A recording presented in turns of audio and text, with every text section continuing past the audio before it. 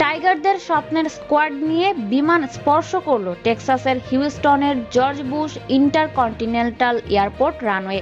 World airport awards অনুযায়ী এই airport যুক্তরাষ্ট্রের সেরা এয়ারপোর্ট, উত্তর আমেরিকার দ্বিতীয় সেরা।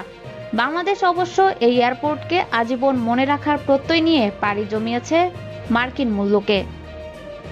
টি-20 বিশ্বকাপের অষ্টম আসরে নিজেদের সেরা সাফল্য পাওয়ার লক্ষ্যে টাইগাররা পৌঁছে গেছে আমেরিকায়।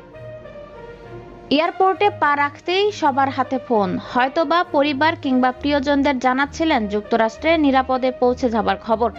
এরপর বৃষ্টি ভেজা পথ ধরে টিম বাসে চেপে টিম হোটেল। সাদা কমলা রঙের আলিশান বাসে চড়ে সেখানে যেতে যেতে সন্ধ্যা। টিম বাস থেকে নেমেই মুস্তাফিজুর রহমান দেখালেন ভুবন ভোলানো হাসি। ভেজা পিচ ধরেই তাসকিন মাহমুদুল্লাহ রিয়াদরা হাঁটতে লাগলেন।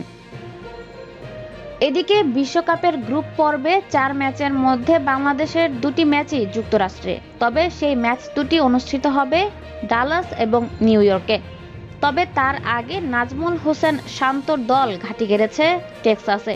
কন্ডিশনের সাথে মানিয়ে নেওয়ার ব্যাপার তো আছেই, একই সাথে এই ভেন্যুতে স্বাগতিক যুক্তরাষ্ট্রের বিপক্ষে 3টি আন্তর্জাতিক টি-20 খেলবে চন্ডিকা হাথুরুসিংহের শিষ্যরা।